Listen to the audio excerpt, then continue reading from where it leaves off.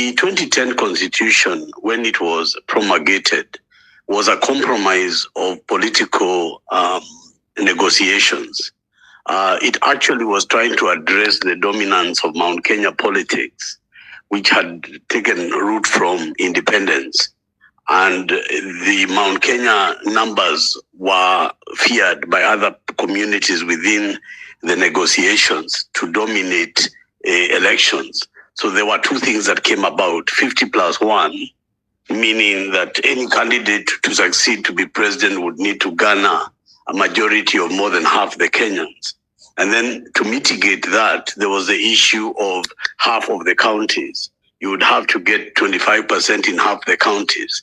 These roadblocks that were erected in the 2010 constitution make it impossible, or actually daydreaming, for people who constitute themselves in small groups to actually ever think they can enjoy political power. The reason that the Zakayo and people like him in the past ran to these tribal chiefs like Raila is because they want to get as close to 50+1 as possible and as close to half the counties as possible. Unless there is a Genzote approach, an all hands on deck approach, in terms of putting the political class together with those who are agitating together, they will never be able to marshal numbers that can overcome the barriers that have been fabricated into the 2010 constitutional negotiation, constitutional order.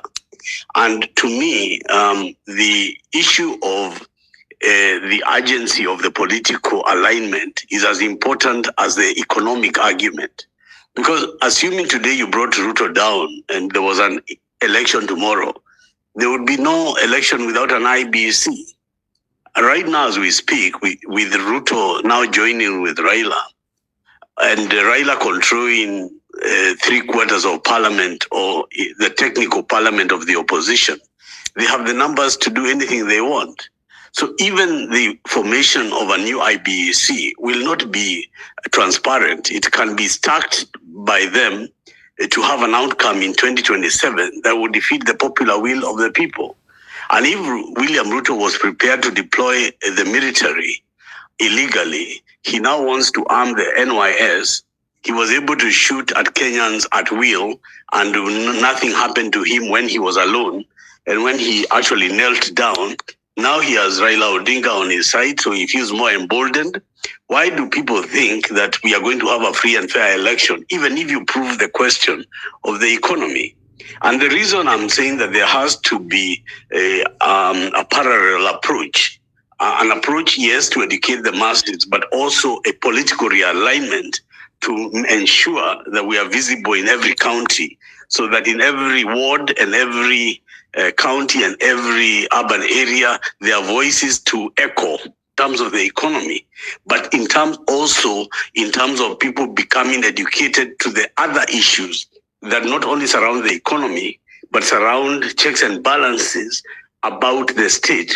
Let me give an example of what I mean by checks and balances around the state. For example, if we are not going to have the rule of law obeyed at the primary level, how are you even going to sort out disputes between individuals, disputes between companies, when the rule of law collapses? And therefore, the rule of law is not just a safeguard for political problems, it is also a safeguard for socio-economic issues.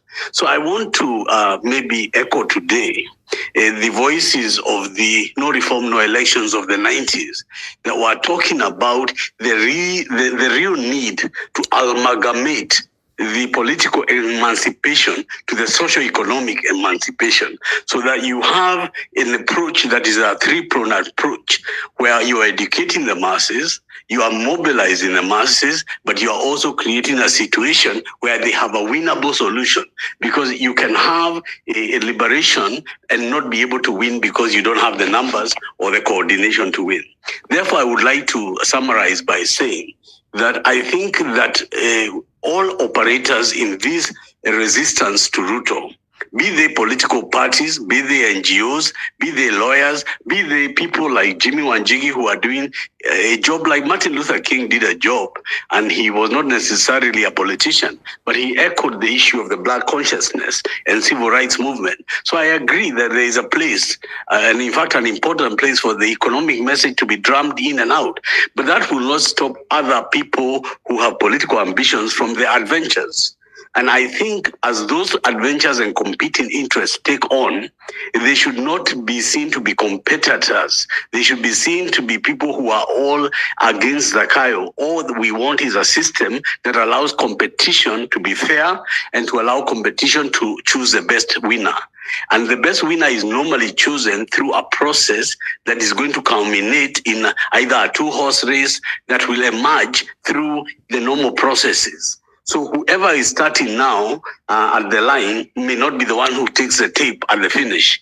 And therefore, even if the Eugene group starts now, there is no guarantee that it is the one that would be at the finish line.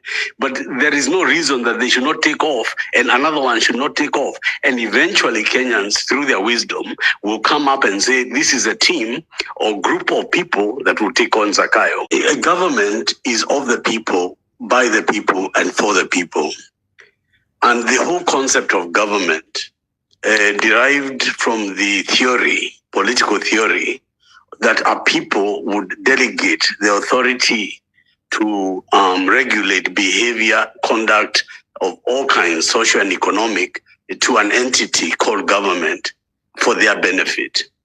So since 1215, when the Magna Carta was brought in as the first document to define that authority, delegated authority from the people to an entity called government, two other countries, the US in 1776 and the French later in 1785, went through this endeavor. The problems that you have when you have a government and you cannot hold it to account, the government goes rogue, the government goes excessive, and then the people cannot be able to regulate or hold it to answer to its excesses.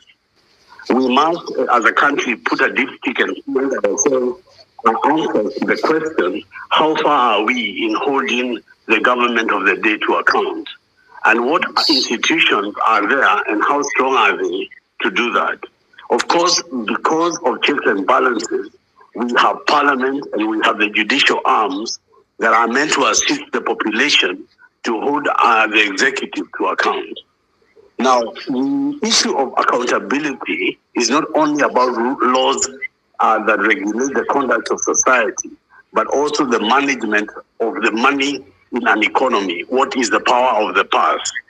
In the US, the Congress retains generously the power of the purse because it did not see it fit to leave the executive or a president to unilaterally decide how to use and allocate money. That same model of 1776 was adopted by the Westminster model of democracy, which Kenya also is participant of. And the idea is that Parliament is able to allocate money and then be able to oversight how that money is used by the executive. Why we are where we are currently in Kenya is because the Gen Z population of Kenya of 2024 began to question the propriety of the tax regimes or tax measures that were aimed to raise money to fund the economy, and also how accountable that money was being spent, leading to the protests that led to all the circumstances and incidences that we are now evaluating today. Now, I raise this question because until we have an account of how the money we raise through taxation is used, and whether or not the tax that is being levied on the people is fair, because you cannot have taxation without representation, we come back to the same question of governance. I want to raise this issue today because you cannot be able to have governance if you do not have accountability. And you cannot have accountability until the people understand the need to have this very strongly ingrained in one generation to the other. Now that there is this movement to the AU of Raila Odinga, and now that the Azimio brigade is beginning to realign, and now that the Gen Z movement, which had come up very well in this country, is openly and illegally being suppressed, does this mean that the death of democracy in Kenya is happening under our watch and there is no accountability to the government? And now the government, which was rogue before, will become more rogue now that they feel they have ODM and new partners with them. Is the democracy of Kenya under threat? And as such, is the economic future of this nation under threat? I would